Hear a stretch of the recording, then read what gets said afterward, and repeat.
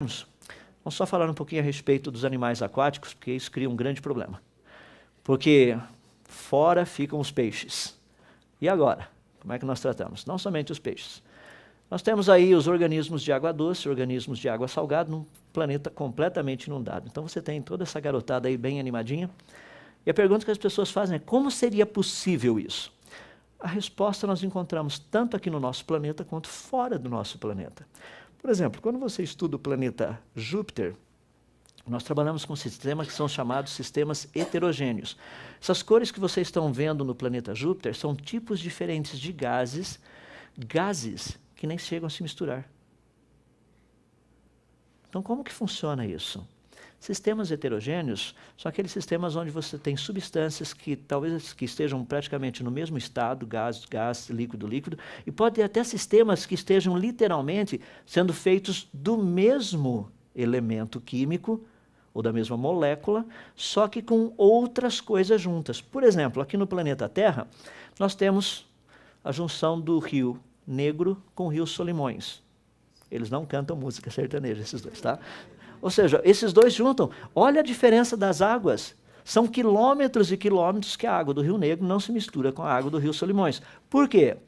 Porque essas águas possuem sedimentos diferentes nelas, quer dizer, do Solimões possui muito sedimento, a do Negro é praticamente limpinha, o que faz com que hajam diferenças nos coeficientes de absorção da luz solar, em termos de temperatura, densidade, viscosidade, todas essas coisas. O que acontece? Eles formam bolsões de água doce e água salgada. Nós vemos isso de uma forma espetacular lá no Rio Amazonas, quando ele chega no Oceano Atlântico.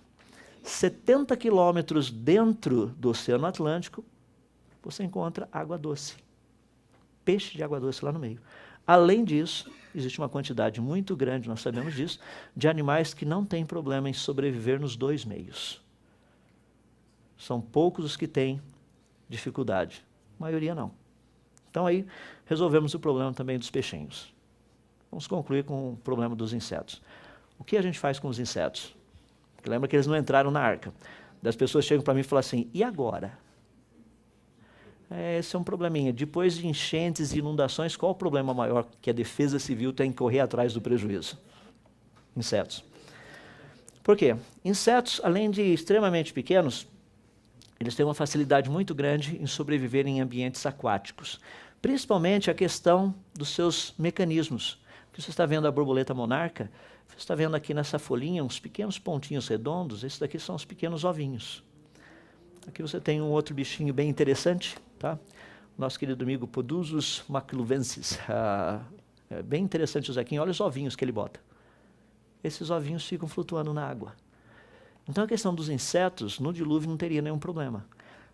Eu sou grato assim a Deus pelo fato de ele ter usado a salinidade correta para ter certeza que a maioria dos pernilongos teriam perecido também durante o dilúvio, porque senão seria uma infestação de pernilongo e mosca depois do dilúvio. O que tinha de coisa morta, você fala, devia ter muita coisa morta realmente, mas pouca dela boiando. Pela bondade de Deus, muito virou fóssil também. A gente vai tratar um pouquinho disso nas palestras da tarde. Como falar da diversificação de tudo isso? De onde vem todo esse negócio? Logo após o dilúvio, você tem o aparecimento das formas de vida como nós tínhamos antes, a variação. Então não seria nenhum problema pensarmos em termos de um sistema de microvariação dos tipos básicos ocorrendo após o dilúvio para produzir toda a biodiversidade que nós temos hoje aqui. Para concluir, um exemplo bem prático. O exemplo prático é o seguinte. Há alguns anos atrás foi feita uma experiência na Alemanha. Um grupo de pesquisadores, eles pegaram um lobo, tá? E pegaram também um poodle. E foi feito o cruzamento entre esses dois animais. Nasceram uns animaizinhos assim, eram animais, mas tem esse negócio estranho aqui. Esses animais se desenvolveram, chegaram a uma idade adulta, os cientistas permitiram que eles cruzassem entre si, e já na próxima geração, o que nasceu foram alguns filhotes que tinham características de poodle e características de lobos. Eles permitiram que eles crescessem, se desenvolvessem, amadurecessem e cruzassem entre si.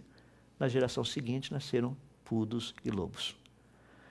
Não foi necessário milhões de anos para que isso acontecesse.